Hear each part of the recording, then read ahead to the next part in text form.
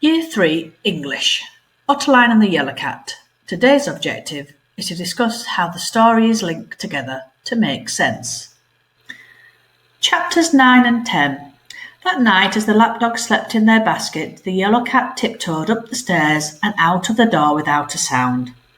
Butch Hilberg turned and thumped his tail, and Rupert the Fang licked his chops noisily and got comfortable before he started snoring again. Mr. Monroe gently removed Snarler McTur's front paws from his head and quietly climbed out of the basket.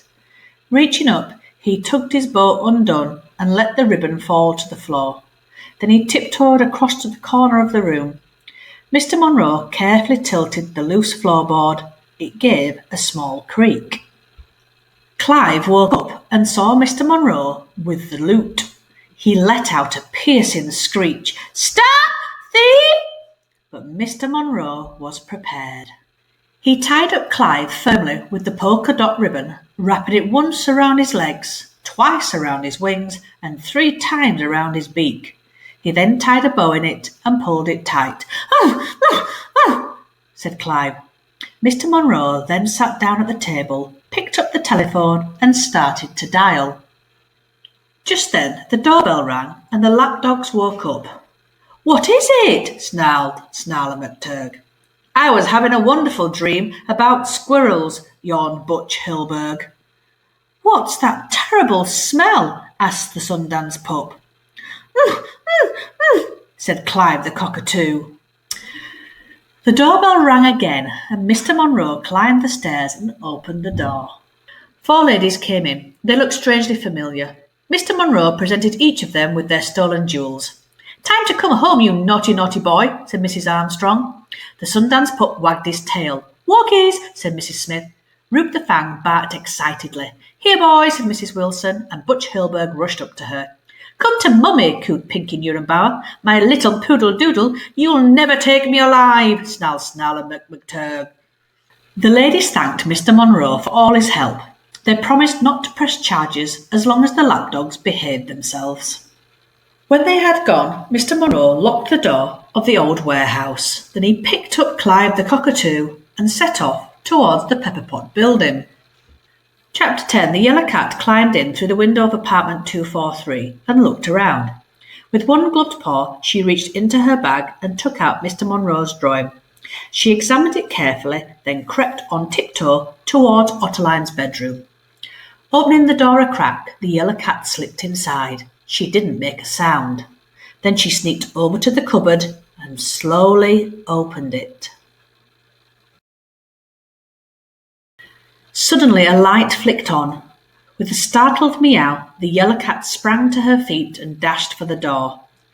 Dodging a collapsing tower of neatly folded cardigans, ducking an avalanche of perfectly plumped pillows, she leapt over the vacuum cleaner and the floor mop and swerved under the swishing shower curtain.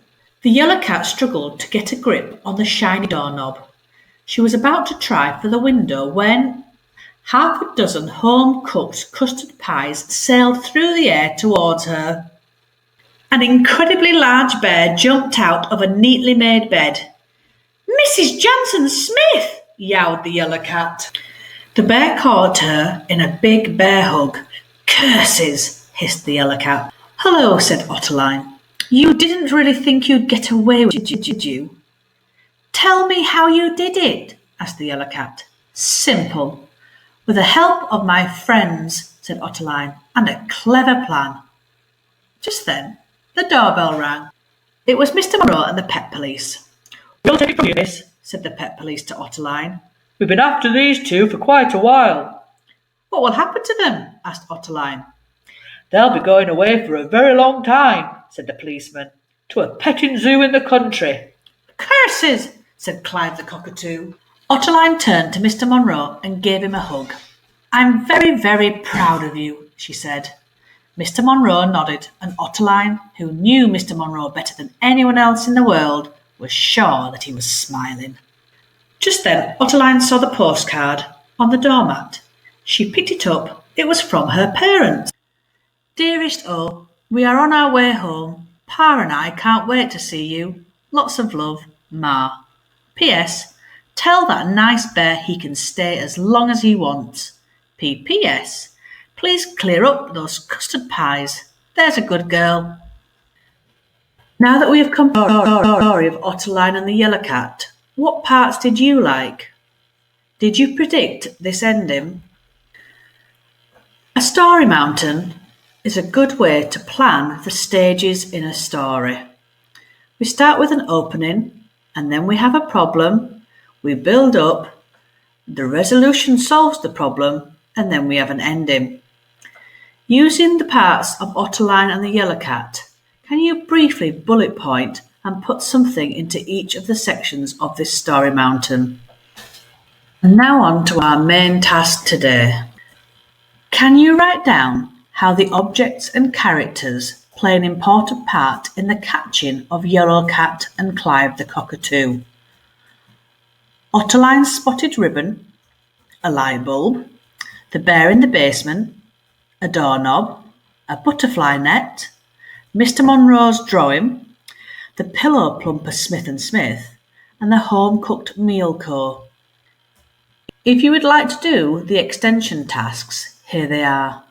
1 is list the characters and how they feel at the end of the story. Or 2, list the problems that exist in the story and explain how they are resolved. Well done for today's work. Remember, emailing your work gives you dojos. Stay at home and stay alert. Goodbye.